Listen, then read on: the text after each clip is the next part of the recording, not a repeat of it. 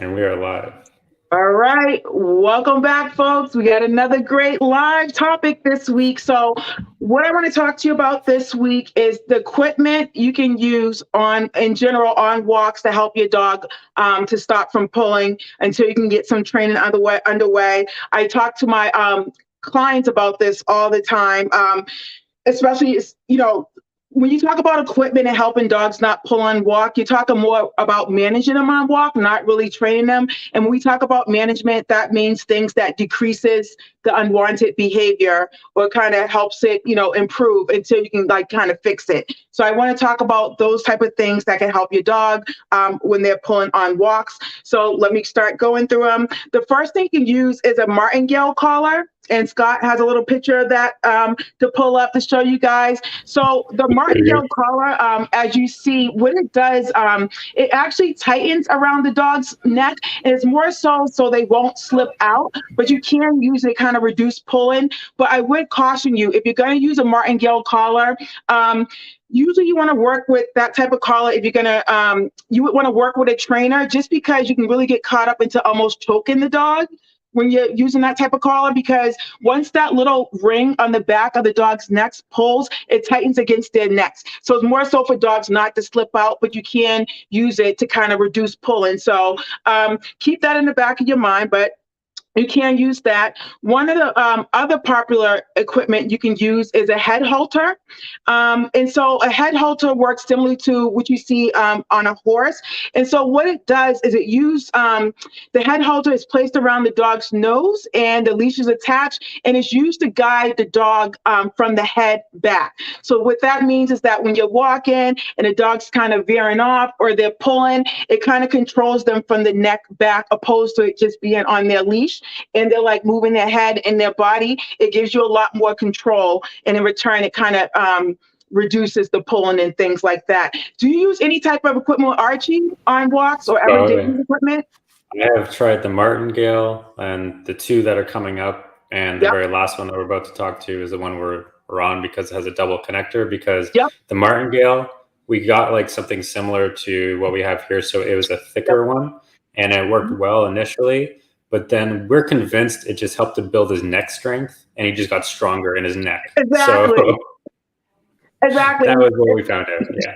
Exactly. And that's why working with the Martingale, you want to work with a trainer so that doesn't Yes. happen. But using a Yes. head halter, that's ideal too. Just keep in mind that, if you're going to slap something on a dog's nose, that's like someone putting a pie in your face. You're going to go like that. So you really have to condition the dog to like that, which is a whole nother lie. But you can use that to decrease pulling, to decrease pulling in general on walks. The next one, which is my favorite, is using a body harness. I recommend that overall for all different types of dogs. And so what the body harness does is, what's different from all the other harnesses is, it clips in the front part on the chest area. So if you see, you can see like on the bottom where that gray ring is, you want to clip your leash to the front area there. And so what it does, when your dog starts to pull on the leash, it redirects their pulling and makes them pull to the side. And so they can't pull forward as much. And sometimes you put this on a dog and it's like night and day far as when it comes down to pulling. But just remember, all these things I'm mentioning to you, it's not gonna, if you take them off the dog, they're gonna go back to pulling. So essentially you do want to get some training. So the body harness will decrease the dog's pulling. And I always talk to my clients about this, and I always go over equipment when I meet with them, because a lot of times, if you don't know, you'll get the harness that clips in the back here. And what that does, if you think about it, if a dog is already pulling and they're on that, leash on the back, it's very restricted, and they're just going to try to get away from you, try to get to where they're going. So that's why ideally you want something to clip in the front of the chest here, so they can't do all that pulling. That's very restricted. How did Also Archie make do their in the back harness? stronger too. Yeah. So he, similar. We had him on the back one when he was younger, made his Yep. back super strong. Currently, we're actually on I would say something almost identical to what's on this dog here. If you look at the very top handle, you can see like a little silver ring there. So basically we have him connected on the front and then on the back. And so when he actually, if he does ever pull, he doesn't pull that often anymore. He does pull it. Basically the harness hugs him, and then he can't go anywhere. So it immobilizes him at that point. So that, because he's very strong, especially upper body, just because he's barrel chested and everything, that's we stumbled across it, and we've been on it ever since, pretty much, because just for his strength, for myself, for my wife, it's just easier to manage him in that way. But yeah, exactly. And what Scott's talking about too is when you fit in any type of equipment, but especially body harnesses, there's going to be so many different types of brands out there, so many different kinds with padding, no padding, double. What Scott was talking about is when the harness can clip to the leash in the front and the back, which is okay too, because it gives you even more, what's that? It gives you more guidance on walk with your dog. But you want to make sure that the harness is going to be appropriate for your dog. Like I know that some dachshunds, they can't wear like certain harnesses because they have back issues, or just like for the head halter. I have a French bulldog. I'm not going to be able to put that on her because she doesn't have the muzzle. So you want to make sure that whatever equipment you get is the appropriate fit and appropriate brand for your breed. Just to make sure it's going to fit appropriately and that it's not going to cause any type of physical damages as well. Another thing you can do, so we talked about the martingale, the head halter, and the body harness. Another thing that's not so much about the dog, but one thing I talk to my clients about too is the length of leash that you get. So ideally, you want to get a 4 or 5 foot leash because yes, your dog's going to be pulling, but if you have a retractable leash, it doesn't let your dog gauge when they shouldn't pull. It just kind of yo-yos them.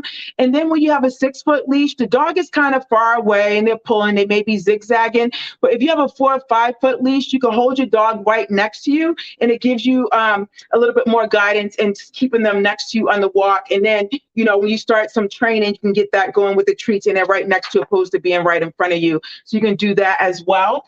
And then, like I said, the bottom line is you want to just start your dog on some loose leash walking training, and that will actually change that behavior and stop them from pulling on walks.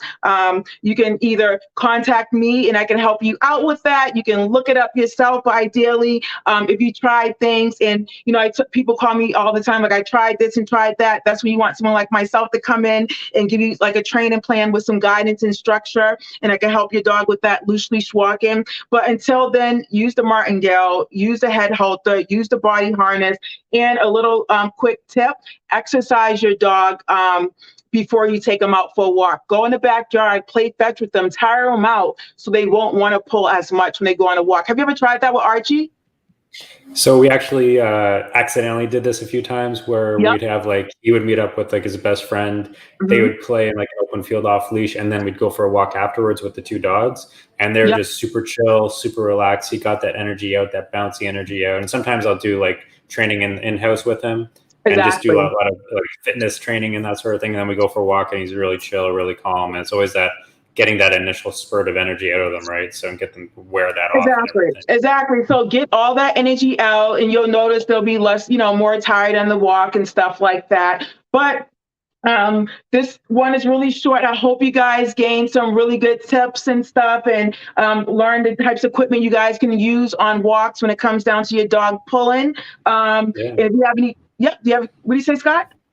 I was going to say too, if you haven't gotten our loose leash walking guide, I'll drop the link to that in the comments as a great starting point. It won't get you fully all the way through, but it'll be a really good starting point. You can jump into that, grab that. And then if you have questions to follow up with Pam, you'll get the email to connect directly to her. So you can follow up with questions from there too. And just to get you started, if you just want to know what's the best way to get started, a few techniques that really work and get results. Definitely click that link after I drop it in the original post here for sure.